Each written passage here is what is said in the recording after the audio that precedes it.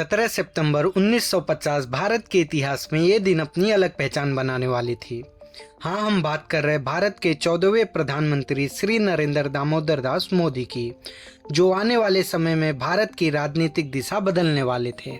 17 सितंबर 1950 को गुजरात के वडनगर में नरेंद्र मोदी का जन्म होता है। पिता का नाम दामोदर दास मूलचंद मोदी और माता का नाम हीराबेन मोदी था। मोदी 6 बच्चों में तीसरे नंबर थे। उनका जन्म तेली समाज में हुआ, जो एक पिछड़ा वर्ग के रूप में जाना जाता है। नरेंद्र मोदी बचपन से आम बच्चों से अलग विचार रखने के लिए जाने जाते थे। आम बच्चों की तरह खेलने के उम्र में वो अपने पिता के चाय के दुकान में हाथ बटाया करते थे। जाता है कि नरेंद्र मोदी मात्र 8 साल की उम्र में आरएसएस से जुड़े। उसी समय वो पिता के व्यापार के साथ साथ आरएसएस की विचार और नीतियों को भी समझने का प्रयत्न करने लगे। नरेंद्र मोदी मात्र 13 साल के थे तो उनकी सगाई जसोदाबेन चमनलाल के साथ कर दी गई। जब उनकी शादी हुई तो वो मात्र 17 साल के थे।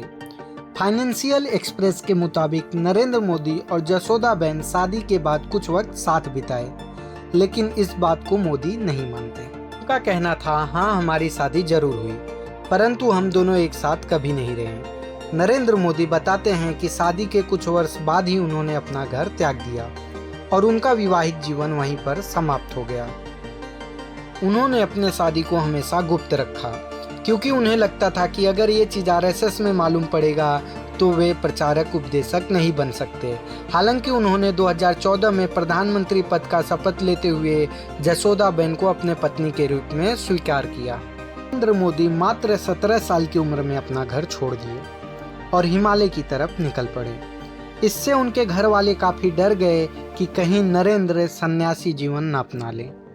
नरेंद्र मोदी खुद बताते हैं कि 17 साल की उम्र में मैंने घर छोड़ दिया और देश के अनेक जगहों पर भ्रमण किया। नरेंद्र मोदी बताते हैं कि वो स्वामी विवेकानंद को अपना आदर्श मानते हैं और उनसे प्रभावित होकर नरेंद्र मोदी स्वामी विवेकानंद के जीवन और उनके विचारों पर अमल करने लगे। 1970 में जब नरेंद्र मोदी गुजरात लौटे तो वहां से सीधा अहमदाबाद चले गए। 1971 में वो पूर्ण रूप से आरएसएस के कार्यकर्ता बन गए। लेकिन कुछ साल बाद भारत में कुछ ऐसा होने वाला था जिसका कल्पना किसी को नहीं था। साल था 1975। उस समय देश के प्रधानमंत्री इंदिरा गांधी थी। उन्होंने देश में आपातकाल स्थिति लगा दी, मतलब इमरजेंसी। उस समय बहुत से नेता को उठाकर जेल में डाल दिया गया। उस समय नरेंद्र मोदी को भी कुछ समय के लिए अज्ञातवास होना पड़ा और उन्हें कुछ सालों तक छुप कर रहना पड़ा। इंदिरा गांधी के इस फैसले का बहुत आलोचना हुआ और उनके खिलाफ बहुत से जगह पर विरोध प्रदर्शन भी हुआ। लेकिन उस समय जो भी ये सब करता था उसे पुलिस उठाकर जेल में डाल देती थी और इसे भारत में लोग क्रूर शासक के तौर पर भारत के इतिहास का काला दिन मानते हैं। हालांकि कुछ सालों बाद जब इमरजेंसी हटा और चुनाव हुआ तो इंदिरा गांधी को अपने सरकार से हाथ धोना पड़ा। नरेंद्र मोदी ने 1985 में भाजपा ज्वाइन किया और 2001 तक उन्होंने पार्टी के भीतर कई पदों पर काम किया, जहां पर धीरे धीरे उनका कद बढ़ता गया। लेकिन उनके लिए सबसे बड़ा समय रहा 1996, जब देश में राम मंदिर आंदोलन अपने चरम पर था। उस समय बीजेपी के वरिष्ठ नेता लाल कृष्ण आडवाणी ने सोमनाथ से अयोध्या तक रथ यात्रा निकाली और नारा दिया, मंदिर वहीं बनाएंगे। मानो ये रथ यात्रा बीजेपी के लिए कारगर साबित हुआ। वहीं लाल कृष्ण आडवाणी ने एक कट्टर हिंदू नेता के रूप में देश में अपना छवि बनाया। वहीं इस रथ यात्रा में नरेंद्र मोदी भी उनके साथ थे। इस रथ यात्रा का पूरा मैनेज करने का जिम्मेदारी उनका था। वहीं वे लाल कृष्ण आडवाणी के सार्थक साथी के रूप में खड़े रहे। उस समय देश के प्रधानमंत्री वीपी सिंह थे और माना जाता है कि वीपी सिंह ने कॉल करके लालू यादव को लाल कृष्ण आडवाणी को गिरफ्तार करने को कहा था, जिसके बाद बिहार पुलिस लालू के आदेश पर रात को 2 बजे लाल कृष्ण आडवाणी और नरेंद्र मोदी को गिरफ्तार कर लेता है। इन सब के बीच नरेंद्र मोदी अपना राजनीतिक पकड़ बना चुके थे और वो बीजेपी के बड़े चेहरों के रूप में उभरने लगे। साल था 2001। गुजरात में भूकंप आया। उस समय गुजरात के मुख्यमंत्री केशुभाई पटेल थे। वे इस भूकंप के बाद राज्य को संभालने में असफल दिखे और उसके बाद उनकी छवि भी धूमिल हो चुकी थी। दिल्ली में भी बीजेपी के बड़े नेता उनसे काफी नाराज थे। इसी चीज का फायदा नरेंद्र मोदी को मिलता है और उस समय भारत के प्रधानमंत्री अटल बिहारी वाजपेयी थे। अटल के बहुत करीबी थे नरेंद्र और इसी चीज का इनाम उन्हें मिलता है।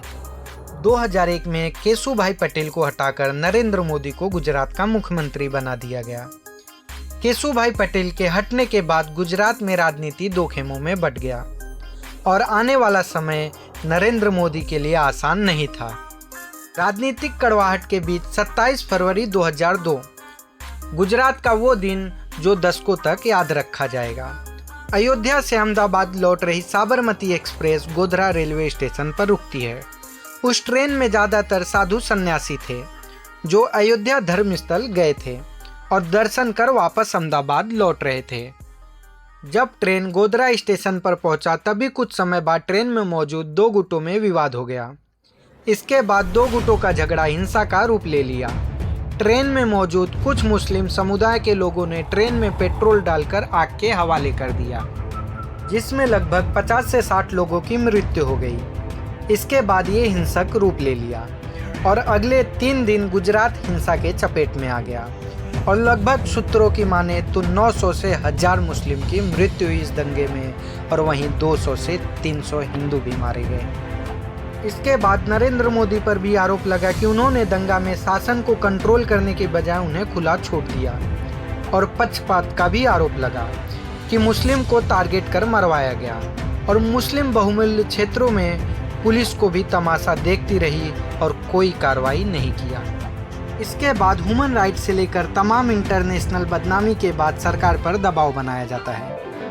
दिल्ली में बैठे उस समय के प्रधानमंत्री अटल बिहारी वाजपेयी भी मोदी को हटाने का पूरा मूड बना चुके थे, लेकिन उस समय महाराष्ट्र में बैठे शिवसेना सुप्रीमो बाला साहब ठाकरे ने उनका बचाव किया और कहा, मोदी गया गुजरात गया।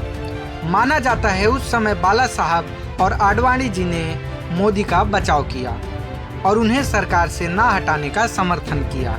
इसके बाद दिल्ली में बैठे भाजपा सरकार ने उन्हें एक और मौका दिया और नरेंद्र मोदी गुजरात के लगातार 3 बार सीएम बनते हैं। 2001 से लेकर 2014 तक वो गुजरात के मुख्यमंत्री रहे। नरेंद्र मोदी भी गुजरात का पूरा नक्शा चेंज कर दिया 14 साल में और गुजरात को एक विकसित राज्य बना दिया। उन्होंने गुजरात में रोजगार भी बढ़ाया, जिससे बाहर राज्य के लोग आकर वहां पर अपना रोजी रोटी कमाने लगे और बड़े बड़े उद्योगपति और इंडस्ट्रियल लोग भी वहां पर अपना धंधा व्यवसाय जमाने लगे और इसका भी इनाम उन्हें बहुत जल्द मिलने वाला था। 2014 में देश में लोकसभा का चुनाव था। बीजेपी पिछला 2 चुनाव लाल कृष्ण आडवाणी के नेतृत्व में लड़ा था और वही पीएम पद के उम्मीदवार थे, लेकिन बीजेपी को कुछ खास सफलता नहीं लगी। बीजेपी को इस बार नए चेहरे की जरूरत थी और उन्हें इसके लिए सबसे अच्छा उम्मीदवार नरेंद्र मोदी लगे, क्योंकि भाजपा इस बार उनके नाम के साथ साथ उनके किए गए गुजरात के कामों पर भी चुनाव लड़ना चाहती थी और उन्होंने वही किया। भाजपा के अध्यक्ष राजनाथ सिंह ने नरेंद्र मोदी को प्रधानमंत्री पद का उम्मीदवार नियुक्त किया और उनके नेतृत्व में चुनाव लड़े और नरेंद्र मोदी भी उन्हें निराश नहीं होने दिए। चुनाव खत्म होने के बाद जब नतीजा आया तो बीजेपी ने उम्मीद से भी अच्छा प्रदर्शन किया और उस समय नरेंद्र मोदी के लहर का भी फायदा बीजेपी को मिला। भारतीय जनता पार्टी ने देश में 282 सीटें जीता और पूर्ण बहुमत से अपना सरकार बनाई। 20 मई 2014 को नरेंद्र मोदी ने प्रधानमंत्री पद का शपथ लिया। 2014 के बाद 2019 और 2024 में भी उन्होंने प्रधानमंत्री पद का शपथ लिया और जवाहरलाल नेहरू के बाद वो दूसरे भारत के प्रधानमंत्री हैं जो भारत के तीसरी बार प्रधानमंत्री बने। चलिए वीडियो को करते हैं यहीं पर समाप्त और फिर मिलेंगे नए वीडियो में नए कहानी के साथ।